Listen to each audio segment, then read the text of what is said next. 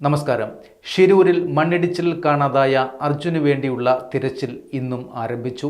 ഈശ്വർ മാൽപ്പയുടെ നേതൃത്വത്തിലുള്ള പ്രാദേശിക മുങ്ങൽ വിദഗ്ധരുടെ സംഘവും നാവികസേനയും സംയുക്തമായാണ് ദൗത്യം തുടരുന്നത്.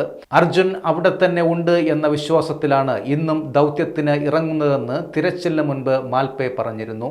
എന്നാൽ വലിയ പാറകളും മരങ്ങളും അടക്കം ഉള്ളതിനാൽ പുഴയുടെ അടിത്തട്ടിലേക്ക് ഇറങ്ങിയുള്ള ഞായറാഴ്ചത്തെ പരിശോധന ഇതുവരെ സാധ്യമായിട്ടില്ല എന്നാണ് വിവരം.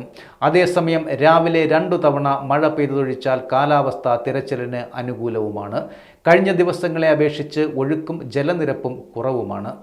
ശനിയാഴ്ച മാൽപ്പയുടെ നേതൃത്വത്തിൽ നദിയുടെ ആഴത്തിൽ സംഘം പരിശോധിച്ചിരുന്നു. എന്നാൽ ആഴത്തിൽ ചെളിയും പാറയും ഉള്ളതും നദിയിലെ കുത്തൊഴുക്കും വില്ലനായി. ഉടുപ്പിക്ക് സമീപം മാൽപ്പയിൽ നിന്നെത്തിയതാണ് ഈശ്വർ. മാൽപ്പെ സംഘത്തിൽ 8 പേരാണുള്ളത്. വിവിധ ഉപകരണങ്ങളുമായാണ് ശനിയാഴ്ച രാവിലെയോടെ ഇവർ ഷിരൂരിൽ എത്തിയത്. വെള്ളത്തിനടിയിലേക്ക് പോയാൽ കണ്ണു കാണാൻ കഴിയില്ലാത്തതിനാൽ കൈകൊണ്ട് തൊട്ടുനോക്കിയാണ് ശരീരഭാഗം ഏതാണെന്നും ലോകഭാഗം ഏതാണെന്നുമൊക്കെ തിരിച്ചറിയുക. ഇവർ നേരത്തെ ഇത് വ്യക്തമാക്കുകയും ചെയ്തിരുന്നു. റഡാർ ഉപയോഗിച്ച് നദിയിൽ കണ്ടെത്തിയ എല്ലാ പോയിന്റുകളിലും പരിശോധന നടത്താനാകുമെന്നും ഇവർ പറഞ്ഞിരുന്നു.